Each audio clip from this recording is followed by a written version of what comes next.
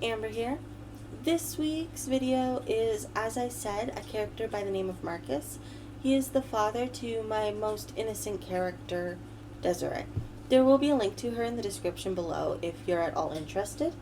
She's also linked in his profile for whatever that's worth.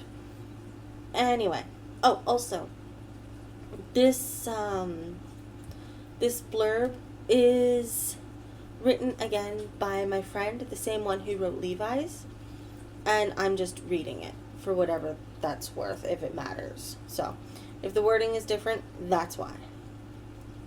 Anyway, Marcus is a man with a troubled past, and it largely is because of the fact that he watched his father be killed before his very eyes by a lichen, before said lichen was, taken care of by a hunter.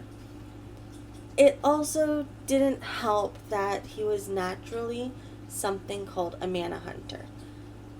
Think something akin to the witch hunters from the Sabrina the Teenage Witch TV show with Melissa Joan Hart. They hunt out, they can find those with mana and those that are not naturally humans or cats or dogs or whatever. So things like mages, vampires, lichens, etc. When he was, we'll say 12, 13, he received a family trait. He's one of the very few who have it because it's only the one bloodline and not every generation gets it. Most do, and if it's a generation with multiple children, only one of the children usually end up with it. This might be covered later on, but something tells me it's not. I don't know. I haven't actually read it yet. Anyway, moving on. It was known as a trait, a unique ability in his case that allowed him to see past all disguises that non-humans wore and be able to identify if somebody was a mage. That meant that if a lichen or vampire was trying to blend in as a human, his eye could see them for what they truly were on the inside. However, to be more specific on that, for example, for a vampire, he would see through that eye a shadow with glistening teeth. For a lichen, he would see a anthro-style bulky wolf, like silhouetting them, the person that it is. Where was I? He was also able to see mages as well, or more specifically, he could see when an individual had a strong elemental affiliation with them. For example, if he encountered a mage that had strong fire mana, he could tell that the person was skilled with fire, but he couldn't tell anything more than that. His bloodline was considered elite among mana hunters because it's so rare, and it is such a boon. It's one of the top tier ones. With his new gift, what he was doing as a mana hunter became so much easier, to the point where he could actively strike out against his enemies before they made a move, or rather, his perceived enemies. All mages and whatnot aren't necessarily bad, but it was encoded into his genetics, because he was born a mana hunter, that they are.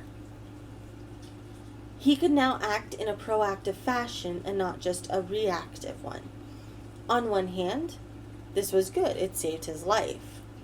But on the other, he discovered that, ironically speaking, his eye had blinded him to nuance. He'd failed to realize not all vampires were the same. Not all lichens were brutal barbarians that hunted humans relentlessly.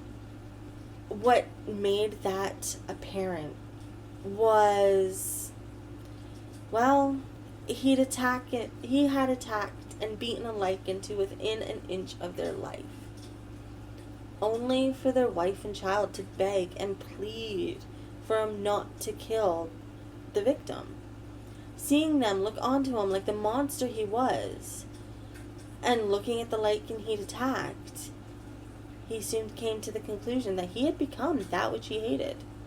He'd stared into the abyss for so long, it had finally stared back, and he had not seen it and realized it until now. Driven by despair and shame, he fled right there and then, disappearing into the world and wanting to never be seen or found again. He isolated himself for an unknown period of time, before a friend and fellow manhunter, Domenico, again linked below, told him that hiding away was just as bad as indiscriminate hunting. He could still do so much good with his eye. Marcus had agreed to that, but still wanted to act on his own, as he didn't feel like he deserved to have such companionship. Nico reluctantly agreed to that, and the two parted ways, both doing what they could to help not just humanity, but all those that preyed upon the rogues. While Nico eventually properly allied himself with the Council and the Triad, Marcus continued to act as a lone wolf, thinking himself unworthy to officially ally himself with the other side of that world. He still harbored immense guilt for his past actions.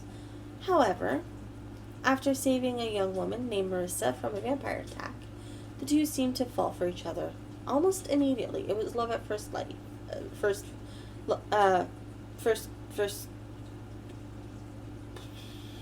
sight. I was just about to ask what that phrase was. It was love at first sight. And a relationship blossomed from the encounter. Finally, Marcus was happy again. However, that changed soon after they got married and started to have children. More specifically, their second-born, but I'll get into that. Their first child was a baby boy who they named Derek. And after a couple of years, they learned that he inherited the hunter trait, the Eye of Judgment, from Marcus. Granted, it showed up a lot earlier than usual, and it was notably weaker than Marcus's was. It was just one of the oddities of birth, but they weren't complaining, as they would raise him to follow in Marcus's footsteps, as well as Marissa's, and have him become a mana hunter, since she acquired it. It's not a genetic thing with Marissa, but she was a mana hunter as well. And then Marissa gave birth to their second child, a daughter they named Desiree. Early on in her life, and I mean quite early, by the time she was, well, you know what, let's back up a little bit. At birth, they learned one thing. Desiree was deaf. Completely. Well, okay, not completely, but to the point that hearing aids were not an option for her. At least not at that time. That comes much, much later. Anyway, it was also discovered by the time she was 4 that she also acquired the Eye of Judgment at its full strength. Nobody could understand that. And then a year later, they realized she had mana. A mage had a hunter trait. She was a wind mage, with a strong wind mana at that. Marcus could feel his old ways bubbling up within him, and feared that if he stayed, he would bring harm to his child. So, with a heavy heart, he said goodbye to his family, promising he would return when he felt he was no longer a threat. That didn't happen, though. He learned Desiree's childhood was one of misery and borderline horror. Marissa and Derek had been immensely cruel to her, and as a result, Desiree had run away at the very young and tender age of 11. Doggedly pursued by her mother and brother. This shook him to his very core, and he decided that he was done with his family. Knowing how they had treated his daughter, he wanted nothing more to do with them. But by the time he decided to seek out Desiree, he discovered that she had found some people that were willing to help her, save her, and were her friends. And that caused him to decide that he had no place in his daughter's life now. Most of the rest of his story is about how he felt even more guilt than before. But some points of note are how his son managed to locate him, told him he was being corrupted by his mother, and that there was no turning back. He knew that his mother wanted to give him control of her fashion empire, and he wanted it to go to Desiree after he was killed in their inevitable final battle. Realizing this was the best thing he could do for his daughter, the two worked together so that when Marissa and Derek were gone, Desiree would be the sole inheritor of Marissa's fashion empire, with no way to nullify it.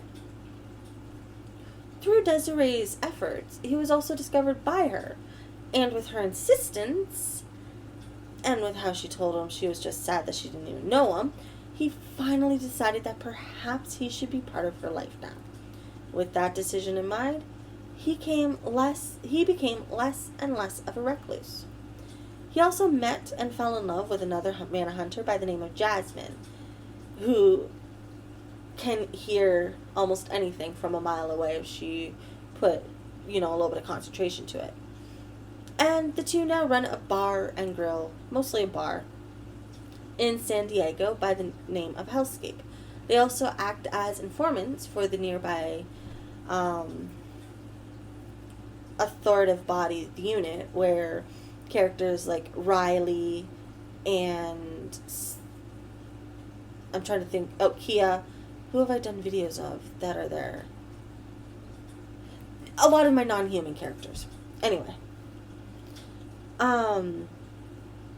And Jasmine, along with Desiree, both of them together, finally managed to convince him to seek proper therapy and counseling to help him fully move on with his life. But the memory of that one incident where he almost killed an innocent lichen still haunts him to this day. And perhaps the biggest or final step he must take is to finally reconcile with himself and perhaps that family and their descendants. Alright, there you go. There's a little bit of information about Marcus. So, if you have questions, comments, the like, feel free to leave them in the description down below. I'll answer almost anything. And, yeah, it is 6:40 in the morning, and before people are starting to get up, I'm going to end this. So, next week is going to be my defense lawyer who moonlights as a club owner, I think. Oh, and she's my cat girl's sister. Anyway, alright, I'll leave you there. Catch you later. Let's catch you on the flip side. Stay cool, cats. This is Amber, out.